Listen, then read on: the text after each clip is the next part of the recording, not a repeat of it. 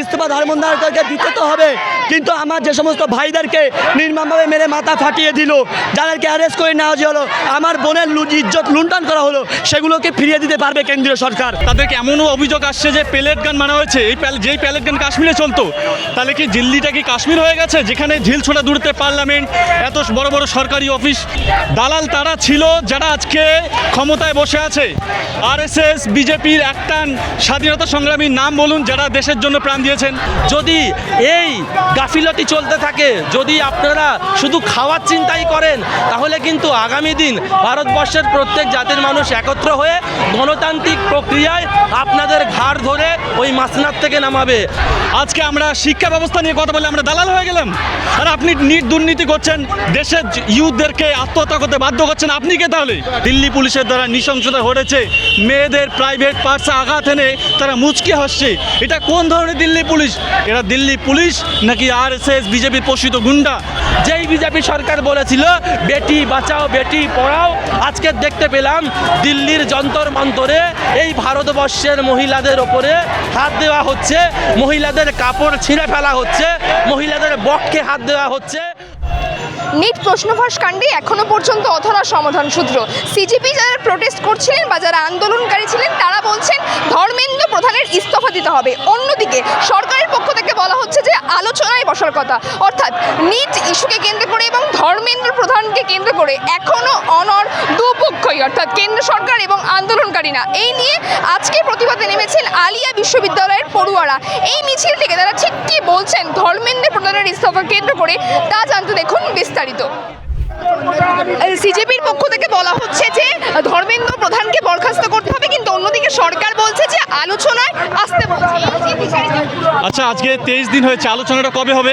আজকে ছাত্রছাত্রীদের উপর লাঠিচার্জ হচ্ছে, তাদেরকে মারা হচ্ছে, তারা হসপিটালাইজ, তাদেরকে এমনও অভিযোগ আসছে যে প্যালেট গান মারা হয়েছে, যেই প্যালেট গান কাশ্মীরে চলতো, তাহলে কি দিল্লিটা কি কাশ্মীর হয়ে গেছে, যেখানে ঝিল ছোড়া দূরত্বে পার্লামেন্ট, এত বড় বড় সরকারি অফিস?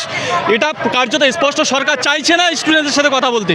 সরকারের কাছে হিন্দু মুসলিম ছাড়া দেশের ইউথদের এজেন্ডা কখনো গুরুত্ব পায়নি। যখন দেখছে সরকারের চালানো এতদিনে হিন্দু মুসলিমের ফাঁদে এই ইউথরা নেই, তখন তারা শিক্ষা ব্যবস্থা নিয়ে কথা বলছে। এখানে কিন্তু কেউ বলছে না হিন্দু মুসলমান, তারা বলছে একটা সিম্পল কথা, প্রশ্নপত্র ফাঁস হয়েছে, রেজিগনেশন দিন। কারণ এর আগেও বহুবার রেজিগনেশন হয়েছে স্বাধীন ভারতে, শুধুমাত্র সে অভিযোগ উঠেছে এই জন্য রেজিগনেশন দিয়েছে সরকার। এটা শুধু ভারতবর্ষ নয়, পৃথিবীর বহু জায়গায় আসছে। তাহলে যেখানে এত বড় দুর্নীতি, 24টার বেশি প্রাণ গেছে, এত বড় আন্দোলন, এত বড় ক্ষোভ দেশ জুড়ে হচ্ছে, তাহলে শিক্ষামন্ত্রীর পদত্যাগটা কি এমন বেশি? চেয়ারটা বেশি বড় নাকি দেশের ইউথদের এবং শিক্ষা ব্যবস্থাটা বেশি বড়? চীনের দালাল সোনাম ওয়াংচুক তিনি এতদিন অনশনে ছিলেন, তাকেও দালাল কারা বলুন তো? দালাল তারা ছিল যারা আজকে ক্ষমতায় বসে আছে। আরএসএস, বিজেপির একটান স্বাধীনতা সংগ্রামীর নাম বলুন যারা দেশের জন্য প্রাণ দিয়েছেন। আজকে আমরা শিক্ষা ব্যবস্থা নিয়ে কথা বলে আমরা দালাল হয়ে গেলাম, আর আপনি নিট দুর্নীতি করছেন, দেশের ইউথদেরকে আত্মহত্যা করতে বাধ্য করছেন। আপনি কে তাহলে? ব্রিটিশরাও তো এইরকম করে ভারতীয়দের সাথে করতো না। আন্দোলন কি নতুন? বিজেপিও তো একসময় বিরোধী দল ছিল, তারা আন্দোলন করেনি। আজকে যারাই আন্দোলন করছে তারা বিরোধী হয়ে গেল, তারা পাকিস্তানি, বাংলাদেশি, খালিস্তানি। তাহলে তারা কে? এই যারা আজকে আন্দোলন করছে তারা দেশের ইউথ। আজকে দেশের ইউথ নিট কেলেঙ্কারির জন্য, শিক্ষা ব্যবস্থার পরিবর্তনের জন্য আন্দোলন করছে, তাদেরকে পাকিস্তানি, বাংলাদেশি বলে দিচ্ছেন। এটা কার্যত অসাড় মানসিকতার প্রকাশ। যারা ব্রিটিশদের ওই সময় ব্রিটিশদের সাথ দিয়েছিল, আজকে তারা ব্রিটিশদেরকেও ছাপিয়ে গেছে। আপনারা জানেন গান্ধীজি যখন অনশনে বসতেন, ব্রিটিশও তার কাছে আসতেন কথা বলার জন্য, কথা শোনার জন্য। কিন্তু এটা কোন ব্রিটিশার্স? এরা 20 দিন পার হয়ে যাওয়ার পরে আন্দোলনে একটা দিন আসবে না প্রধানমন্ত্রী। যেখানে যেদিন সাংসদ ভবন অভিযান ছিল, প্রধানমন্ত্রী চাইলে স্টুডেন্টদের অ্যাড্রেস করতে পারতেন না। কিন্তু দেশের প্রধানমন্ত্রী, ইউথরা ভোট দেয়নি, সবাই হয়তো ভোট দেয়নি, তাদের পরিবার তো ভোট দিয়েছে। তাহলে যে দেশের ইউথদেরকে আপনি গুরুত্ব দিচ্ছেন না, সেই দেশের ডেভেলপমেন্ট, বিকাশ কীভাবে হবে?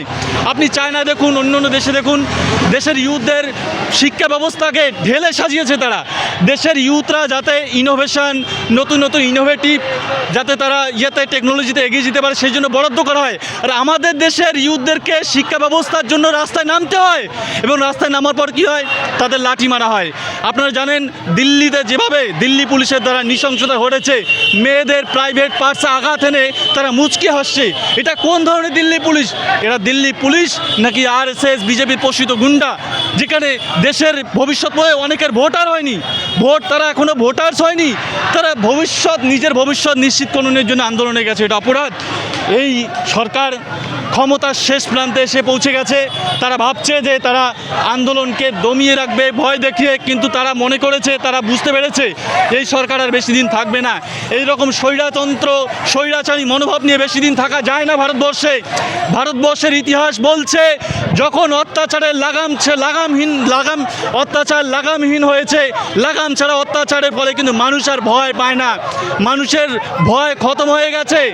ছাত্র যুবকরা আবারও জেগেছে। আপনারা জানেন দেশ স্বাধীনতার সময় যেমন শহীদ ভগৎ সিং একজন যুবক ছিলেন, ক্ষুদিরাম বসু আশফাকুল্লাহ একজন যুবক ছিলেন, আজকেও কিন্তু সেই যুবকরাই কিন্তু জেগে গেছে। এদের মধ্যে শহীদ আশফাকুল্লাহ ভগৎ সিং আছে। তাই যদি মনে করে যে জেনজিরা ভয় পায় না, জেনজিরা যেই দেশে জেগেছে সেই দেশে বিপ্লব ঘটেছে। কারণ এই দেশের যারা আপনারা জানেন দেশের 65% হচ্ছে ইউথ, যারা দেশের প্রাইমারি রিসোর্স। সেই ইউথদেরকে যদি এভাবে অবহেলা করা হয়, সেই ইউথরা জবাব দেবে, যার জবাব কিন্তু অলরেডি পাচ্ছে তারা তারা ভেবেছিল দুদিন হয়তো আন্দোলন হয়ে শেষ হয়ে যাবে, কিন্তু দিল্লি প্রমাণ করে দিল এই আন্দোলন দুদিনের নয়, এবং এই আন্দোলন একদিনের ক্ষোভ নয়, বহুদিনের ক্ষোভ শিক্ষা ব্যবস্থার প্রতি দুর্নীতির বিরুদ্ধে। इस्तीफा तो धर्मेंद्र प्रधान को देना ही पड़ेगा। इस्तीफा धर्मेंद्र को দিতে তো হবে, কিন্তু আমার যে সমস্ত ভাইদেরকে নির্মমভাবে মেরে মাথা ফাটিয়ে দিল, যাদেরকে অ্যারেস্ট করে নেওয়া হলো, আমার বোনের ইজ্জত লুণ্ঠন করা হলো, সেগুলোকে ফিরিয়ে দিতে পারবে কেন্দ্রীয় সরকার। আজকে কী দাবি ছিল আমাদের ছাত্রদের, যে আমাদের ভবিষ্যৎ আজকে ধ্বংসের পথে, আমাদের নিয়ে বসুন, আমাদের সাথে আলোচনা করুন, কিন্তু দেখা গেল কি তার পরিবর্তে এই দেশের জন্ম নেওয়া সমস্ত ইন্ডিয়ান স্টুডেন্টকে তাদেরকে নির্মমভাবে মারা হলো, তাদের সাথে বেরহমির সাথে প্যারামিলিটারি फोर्स नामिए দেওয়া হলো। মনে হচ্ছে इंडिया पाकिस्तान युद्ध होच्छे। मैं बोलना चाहता हूँ आपके ज़रिए से, हम पाकिस्तानी नहीं है, हम बांग्लादेशी नहीं है, हम खालिस्तान नहीं है। We are Indian, we are people of India, we are citizens of India. हम किसी माई के लाल से नहीं डरते। आज राजपथ पे उतर आए, अगला दिन देखना क्या हशर करेंगे इस देश का जो करप्शन के साथ खड़ा है उन लोगों को। আমরা এখান থেকে দমে যাব না। আজকে টেলার, আগামী দিন এর থেকে আরও তীব্র প্রতিবাদ আমরা করব, আরও তীব্র ভয়ঙ্কর প্রতিবাদ পুরো দেশ মিলে গড়ে তুলব। নরেন্দ্র মোদীকে জবাব দিতেই হবে, কোনো পথ নেই। আর ধর্মেন্দ্র প্রধানকে ইস্তফা দিতে হবে। আর যে সমস্ত ছাত্রছাত্রীরা সুসাইড করেছে তাদেরকে 1 কোটি টাকা ক্ষতিপূরণ দিতে হবে। আমরা কোনোভাবেই দমে যাব না। ছাত্র সমাজ মানে একটা দেহেই যেমন আঘাত হয়েছে, আজ পুরো পশ্চিম বাংলা জ্বলবে, আগামী দিন পুরো ভারতবর্ষ জ্বলবে। আমরা দমে যাওয়ার জন্য আসিনি।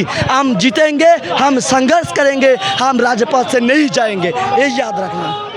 যারা পড়াশোনা করেছে এবং আগামী দিন যাদের সায়েন্টিস্ট, যাদের ডাক্তার হওয়ার কথা, তাদের স্বপ্নকে যারা ধ্বংস করছে, যাদের স্বপ্নকে যারা বিক্রি করে দিচ্ছে টাকার বিনিময়ে, তাদের বিরুদ্ধে আজকের আন্দোলনে আমরা নেমেছি। শুধু আমরা নয়, এই আন্দোলন শুধু পশ্চিমবাংলায় নয়, ভারতবর্ষের প্রত্যেকটা রাজ্যে হাজার হাজার লাখো লাখো যুবকরা, আম মানুষ যারা কোনো রাজনৈতিক দলের সঙ্গে যুক্ত নয়, তারাও আজকের রাস্তায় নেমেছে, প্রতিবাদ করছে, যাতে এই দালাল, এই চিটিংবাজ, এই ঘুষখোর ধর্মেন্দ্র প্রধান পদত্যাগ করে।